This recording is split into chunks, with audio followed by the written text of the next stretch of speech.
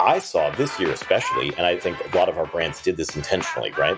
Was a delivery of more content around the product, about the category, how to use it, how to enjoy it. Those kinds of content deliverables are different than just, please buy this product, or here's a promotion to go and do so. You're listening to Retail Remix, your inside access to candid conversations with the people shaping retail's future. Here's your host, Alicia Esposito. The marketing landscape is evolving and expanding faster than ever. With all of these great new opportunities to reach and engage with our customers, there are some complexities that pop up along the way. Michael Osborne, president of Wunderkind, knows this firsthand, and he has had a lot of conversations with brands and retailers about their performance marketing strategies. We get into some new consumer research about their expectations, their behaviors, and what they believe brands and retailers can do better with their marketing, as well as some of the hot channels and tactics that are dominating the headlines, including text message marketing and, of course, social commerce. We're in an era where marketing teams constantly need to prove the value of their campaigns and strategies, and they also need to be prepared to pivot fast.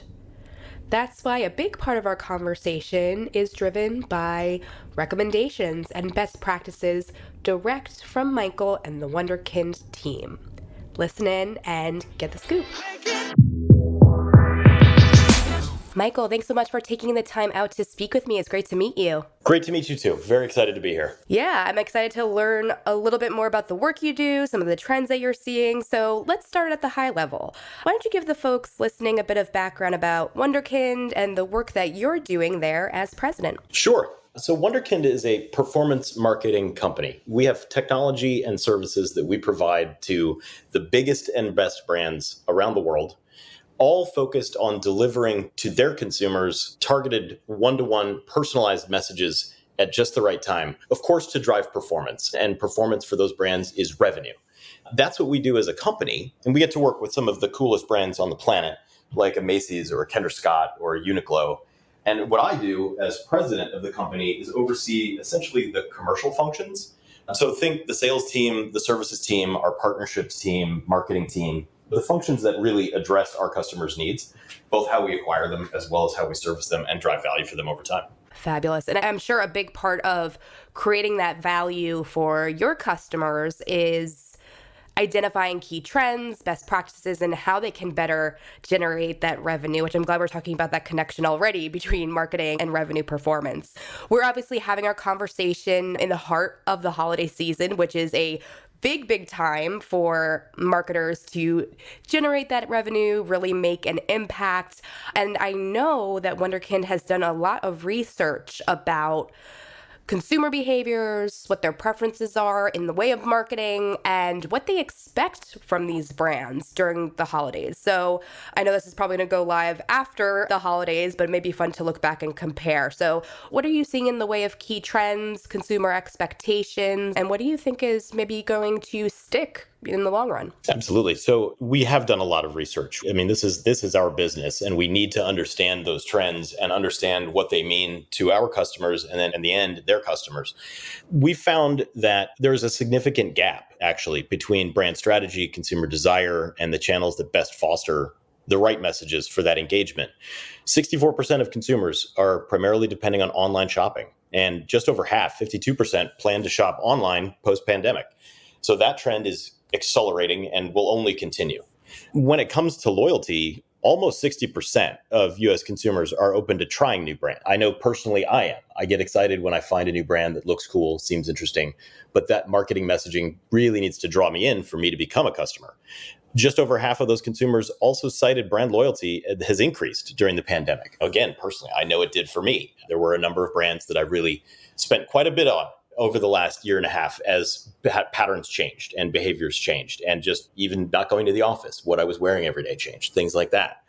Consumers have opinions about which marketing channels are going to be most effective. Email is still by far and away the winner. And this might surprise a lot of folks who think everything's going to mobile, everything's going to in-app.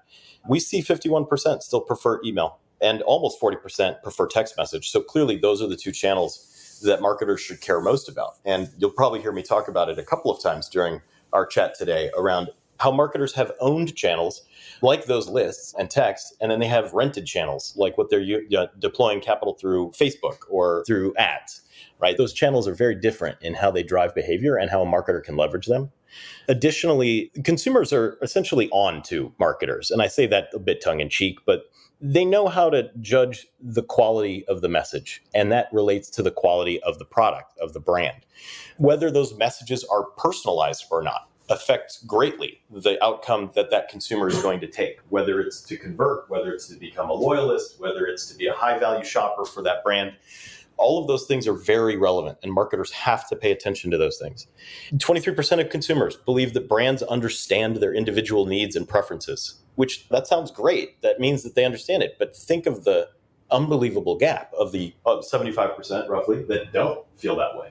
Being able to move that needle over time can drive significant benefit. And I see that trend as one that needs to continue. I think the brands that are going to be successful going forward will make sure that it does. And, just a couple of other interesting stats that we found. 37% of consumers have experienced ads that follow them for online products that they've already purchased. I'm sure you've experienced that. I know I have. It can be annoying. And, at its worst, and it can really turn you off from a brand. And that's just not the behavior a marketer wants to elicit from their consumer base. 65% believe that communications from retailers and brands don't have a personal touch. Lots of room for improvement there for marketers. Almost 2/3 again state that they are often recommended products and services that aren't relevant. I'm sure you've seen that. I know I've gotten that, and those are immediately ignored. And just to close it out, 29% feel like they're bombarded by irrelevant messages from brands. All of those negative effects are what cause a consumer to fade as a loyalist, or to simply ignore that brand going forward, or to look for another brand in that product category that they're looking for, one that delivers a better experience. Some really powerful data there. I think that the two things that really stand out to me, other than the tactical stuff, which we're going to be getting into after my point, I really liked that you called out the fact that consumers know what marketers are doing, right? Like, they know how it works. They know what the job is. They understand that data is being collected about their behaviors, what they're actually doing, and that data is likely going to be used, or they're going to be engaged in some way by these brands, which I feel to an extent that makes that percentage around relevance so staggering and so important, right? Like, they know what marketers are doing. They know the goal is to personalize, but yet they still feel it's not personalized enough, which I feel like creates a lot of urgency there for marketers right now. It absolutely does. And we see it in the data of the customers that we work with. I see it as a consumer, just personally and anecdotally. Colleagues and friends say the same thing. Messages that are personalized, that seem like the marketers really understand me. They know what I'm looking for, what I like. At minimum, I'm clicking through. I'm clicking through the text message. I'm opening the email, and I'm clicking through and taking a look. And at best, I'm converting, particularly when it's a promotion around something that I may have been looking at one point, may have considered purchasing, but just haven't done yet, or even just a reminder that those products are still available or that they're about to go out of stock. I mean, we notice a lot of benefit from kind of the psychological effect of missing out on the promotion, missing out on the sale, missing out on the product being in stock, or when it returns to stock. If it's something that I was looking at before and I get the right message of, hey, it's back in stock, take a look, those drive behavior. And it also means that, hey, the brand is paying attention to me. I think personalization may get a bad rap for it being, well, they're really analyzing my behavior and they're invading my privacy. We're not doing that. No one's doing that. Marketers, what they're doing is listening and paying attention to what the consumer is trying to accomplish, is intending, or is interested in.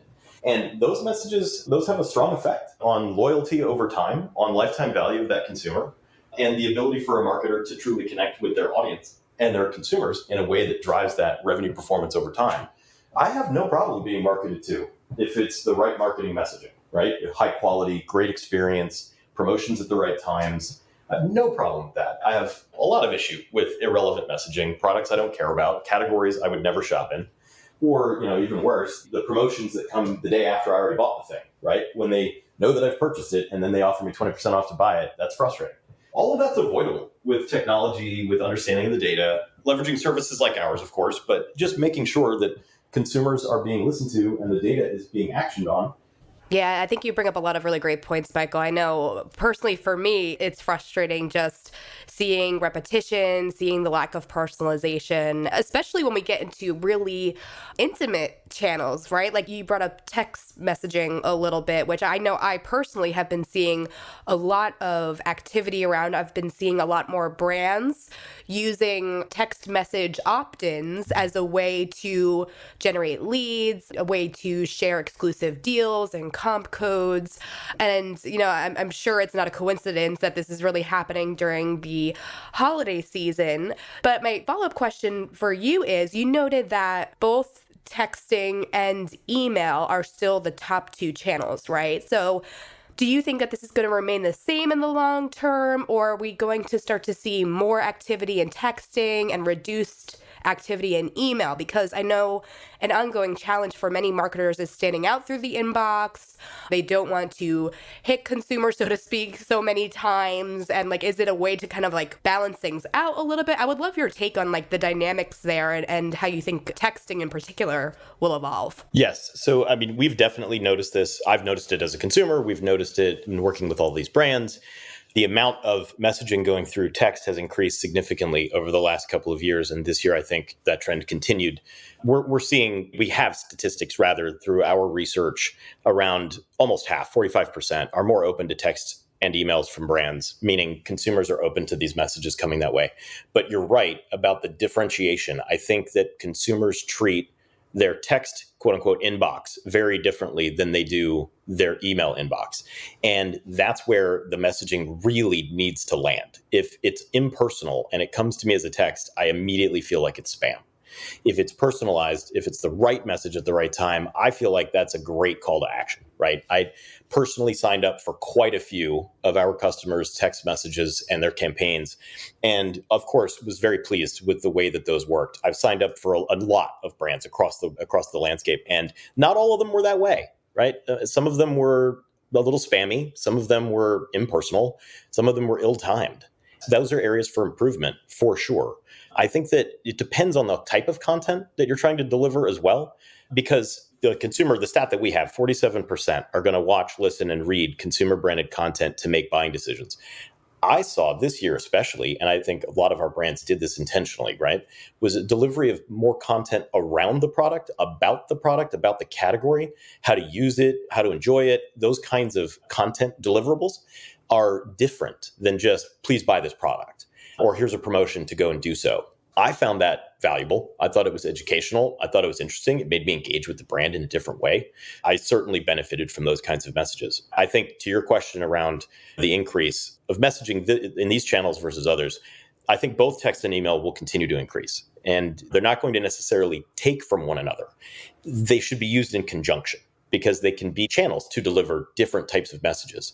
Also, when brands pay attention to the channel that a consumer prefers, that's beneficial, because if I never open my email, but I respond to nearly every text you send, sending me more emails is not a good strategy. But if vice versa, I open every email you send and then convert with a text message, well, that paired strategy is better. That's going to be more beneficial to drive the revenue performance, but also it's the way that I want to engage.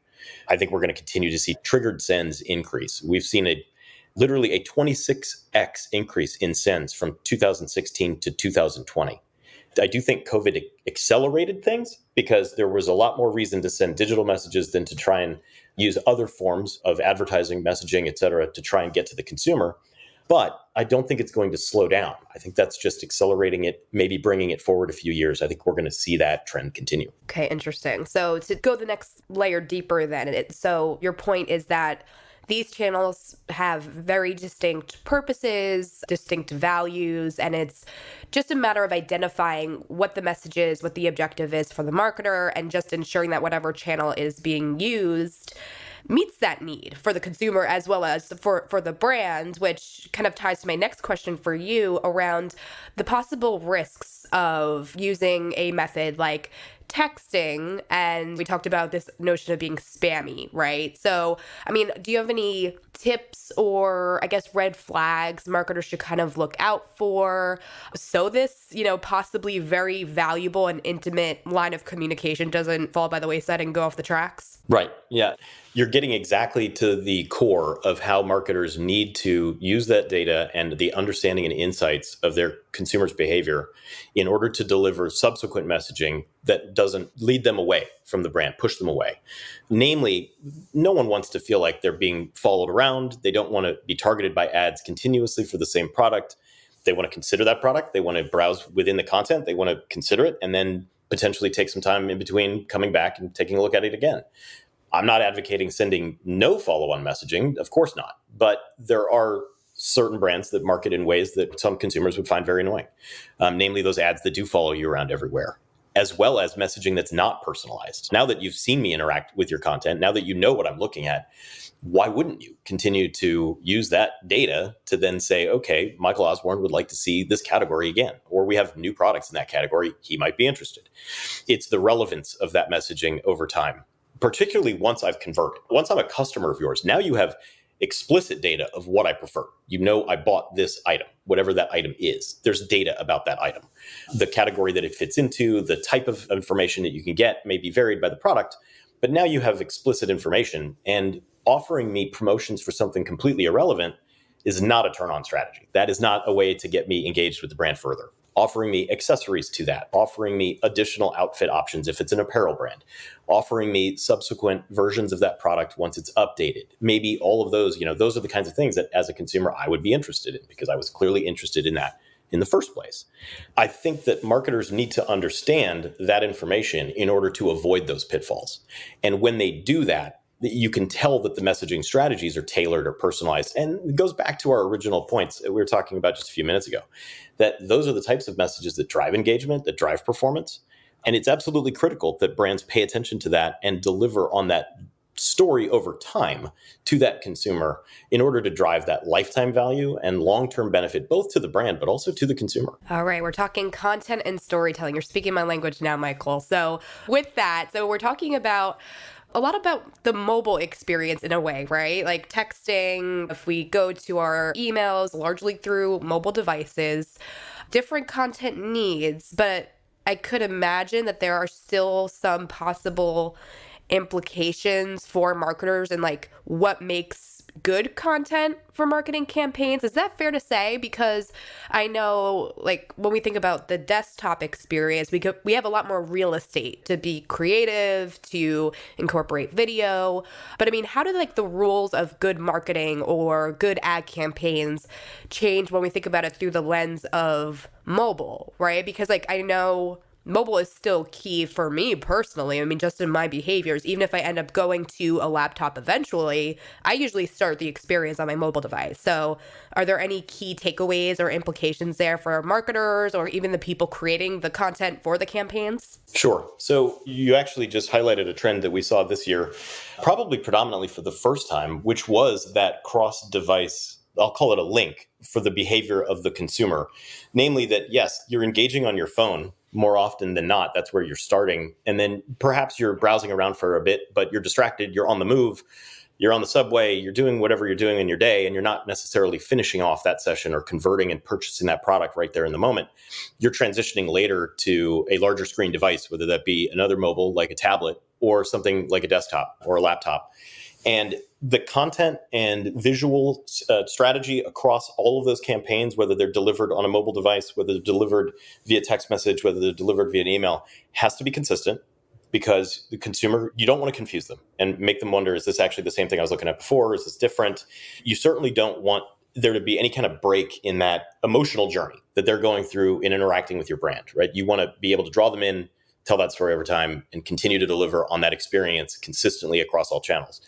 I mean, there's the obvious, like you need to deliver on content that is displayable and easily readable, usable, interacting with online as well, on a laptop rather, as well as a mobile device. But the strategy for particularly for those two channels we were talking about, text and email, needs to be consistent as well. If I click through a mobile link and I link through a text message and I get a landing page or a details page that looks wildly different than what I'm going to see in the email that I open later when I've already received a message from you as a brand, that disconnect can lead to much lower productivity of that campaign. So marketers have to pay attention to the consistency of that and take into account that the experience may not take a linear path. That consumer might browse from the phone, click through that text message and say, oh, this is interesting, I'll do that later. And then when they're at home checking their email, they see, oh, wow, okay, that the brand has emailed me something over here too. It's very similar to what I saw before. I'm just as engaged now as I was then. I'll click through and convert and end up making a purchase. So I really think it has to do with understanding the paths that their consumers could take. This is variable by brand. Each brand has their own demographic. Each brand has their own mix and style of buyer. Each brand has their own consideration to purchase length, right? Some purchases I might think about for a week. Others I might buy on a whim. All of those variables need to be taken into account by a marketer so that they can design the right experiences across those channels, and then making sure that they're orchestrated properly and coordinated visually, as well as just by delivery timing and by the types of promotions. And again, always personalized back to that behavior. All of those things need to be taken into account in order to deliver a high quality experience for the consumer, which is what all marketers are trying to get to. Love that. So I'm going to add another channel into the mix now. What role does social play in all of this, right? Because I appreciate the notion of continuity and consistency between text and email. Like, how does that add complexity or maybe even opportunity when we get into social media, right? Because there are so many components. There are so many platforms, and then there's the feed, and then there are advertising campaigns, and then there's live streaming. So like, how does this all tie in then? Sure. Yeah, and I think some of the very popular but relatively nascent to commerce social channels do play a role. And it really depends on the brand, right? There are brands that we work with that have strong social presences, whether that be on Instagram, whether that be through TikTok and promoters therein, literally even brands on Clubhouse. Many of them don't, right? Because that's not the demographic of their consumer base, or that's not the best way for them to necessarily dedicate those resources today. Those things change over time, clearly. I mean, we wouldn't have been talking about TikTok just a few years ago. But now it can be an excellent source for promoters talking about a given brand, which immediately takes a product viral. We've seen that happen with our customers already. Is that predictable? Not necessarily. But is it something that can be taken advantage of once that happens? Absolutely. Because once consumers are exposed, being able to follow up to those users that have now come to the website and browse that product, being able to continue to message them over time is exactly how you're going to convert them. So while I wouldn't say that every brand needs to go out and immediately invest millions of dollars in every social channel for exposure, for some of them, it totally makes sense. For others, it does not.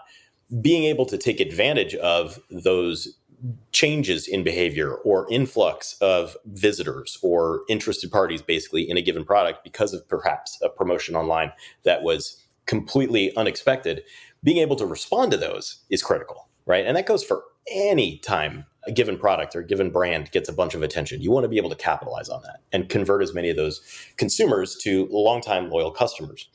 I think that the trend in social media is very difficult to predict. It's easy to understand now as we're experiencing it, as you witness it and can analyze it.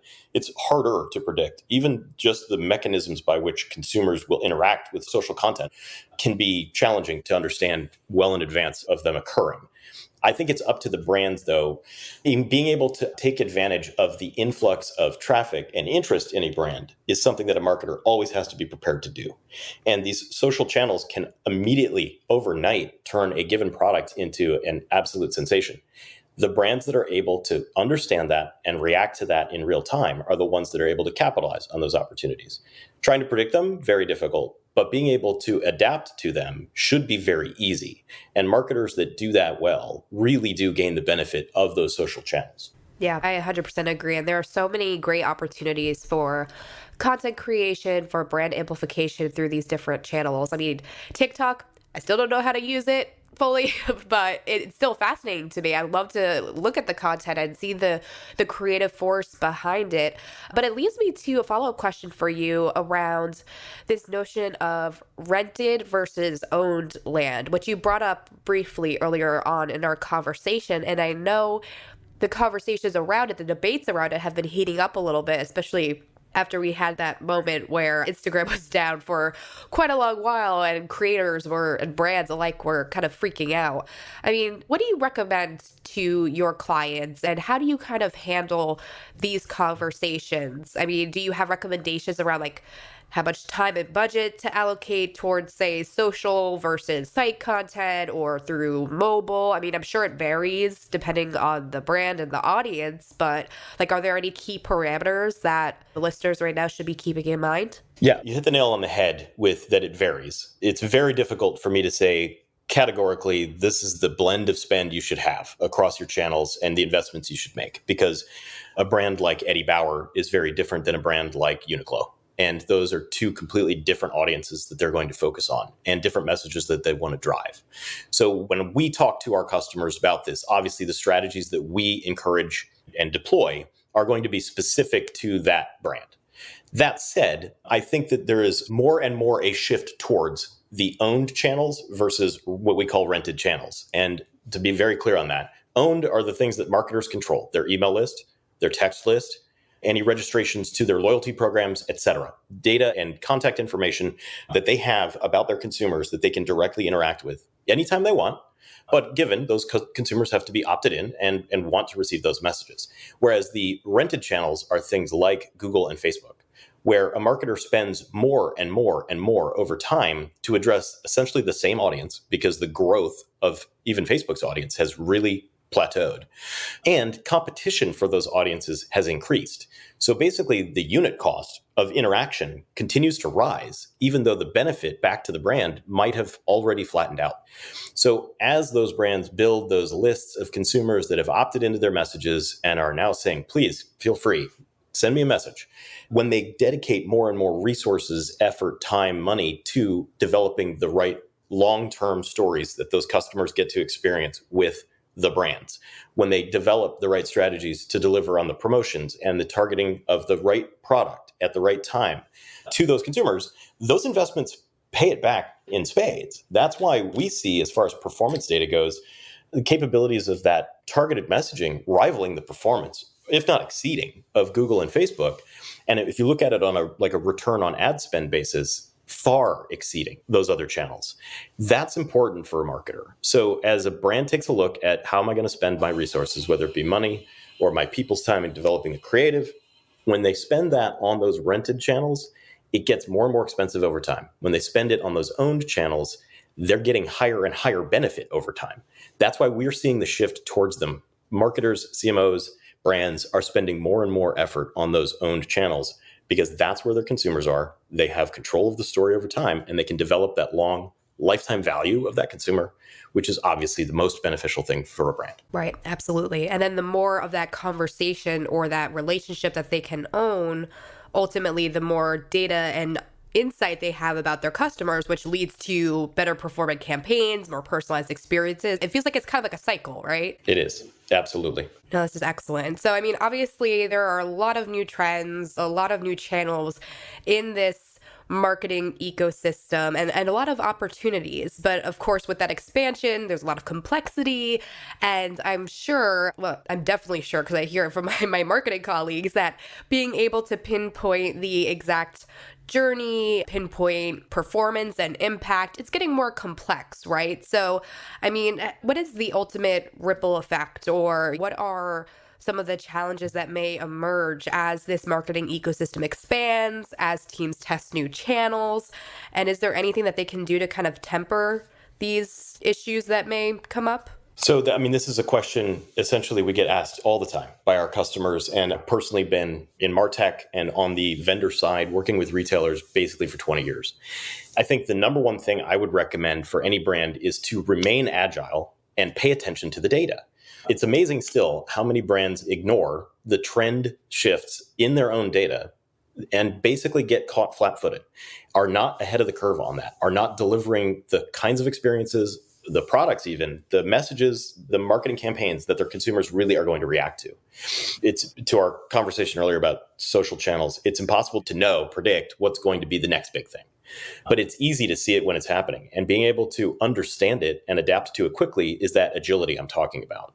I mean, there's certain trends that we know are going to continue. Like we talked about, the email and text use is going to continue to rise. It's not going anywhere. It's just going to get even more prolific. Consumer engagement is still something that can be measured and understood. So you just, as a brand, have to continue to pay attention to that. And I think even while COVID is still with us, hopefully 22 sees the end of this as such a focus point for the whole world, really, and allows people to get back to the same in-store behavior they had prior to it. Brick and mortar is not dead. I think there's a lot of headlines over the last, say, 5 years, maybe even 10, about the end of the malls, et cetera. Consumers still like to shop in person, and being able to understand for brands that have an in-store presence how that behavior differs between those channels and how a marketer needs to adapt to things like buy online, pick up in store, which was interesting in 2019 and absolutely required in 2020. Those kinds of shifts just have to be adapted to. And the recommendation I make every time is basically remain agile, pay attention to the data. If you can do those things, you'll be fine. You'll continue to adapt. If you don't, you'll be a brand that gets forgotten, and a brand that did pay attention to that will take over. That's always my recommendation to retailers, to marketers, continuing to focus on that behavioral data and understanding where their consumers are going and being able to adapt to it quickly. Definitely great advice. So we're at the end of our time together, Michael, but so many great insights, great data, great perspectives on the trends shown in the data, and some best practices along the way. But we're closing things up. This is going to be running early in the new year. Fresh start, new beginnings, new ideas. So do you have any thoughts or predictions on how you believe the digital marketing landscape will evolve this year? And if so, do you have any tips or best practices to help all of the marketers listening right now prepare for what these trends are? Totally. Yeah. So, I mean, a number of the things we just talked about are relevant for that. We still see email and text as the main channels, and being able to focus on those and delivering that cross-channel orchestrated and unified message, I think is so critical. I think one thing that comes out of every holiday season is a ton of data. You've heard the statistics before, but as much as 40% of all sales of a given brand may occur in this month, or between at least Thanksgiving and Christmas. And when you think about that, that means almost half of all of that behavioral information was just handed to you. Making sure that you start the new year with a deeper understanding and analysis of that in order to adapt those behaviors, or adapt rather your messages and your marketing strategies to those behaviors, is so critical. Mobile will continue to be a shift. We're going to continue to see it be more and more prolific, that folks are working on their phones, browsing on their phones, buying on their phones, as opposed to on a desktop.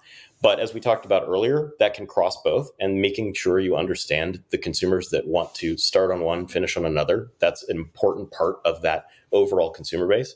I think, again, buy online, pick up in store, paying attention to the in-store presence and the information that you can gather there, but also the consumers that prefer purchasing in store and making sure you're marketing to them in a different way. Critical as always, especially as COVID hopefully winds down. And just, I think universally, the focus will continue on rented versus owned channels, making sure that you're focused on those email lists, on your text lists, getting as many opt-ins as you can get, obviously, but also making sure that you're delivering quality messages to those each time, so you're not having anyone hit the unsubscribe button. All of those are going to be just as important this year as they have been in years past. I think the trends are just going to continue to accelerate. Excellent. Well, Michael, it was a real pleasure meeting you, hearing your perspectives on all of the fascinating trends that are happening right now. I really appreciated your attention to not just the channels themselves, but the creative, and how important it is to take an agile, data-driven approach. Definitely aligns really nicely with a lot of the conversations that I've been having and a lot of the research that I've been seeing. So thank you again so much for taking the time out to chat with me today. I really appreciate it. Absolutely. Thoroughly enjoyed it. Thank you so much for having me. And to all of you, appreciate you taking the time out to join us for this conversation. If you have any follow-up questions or feedback for Michael, would love to hear from you. You can drop us a line on Twitter at our Touchpoints, or on LinkedIn at Retail Touchpoints. And if you like what you heard, drop us a review. We are on all podcast players, essentially, on Apple Podcasts, Spotify, Stitcher, and frankly, anywhere else. Drop us a comment, a review, so more people can discover the show and get in on the fun. Thanks again, everyone. We'll see you next time. Thanks for listening to this episode of Retail Remix. Be sure to subscribe so you never miss an episode. You can find us on your favorite podcast player. Until next time, keep mixing it up.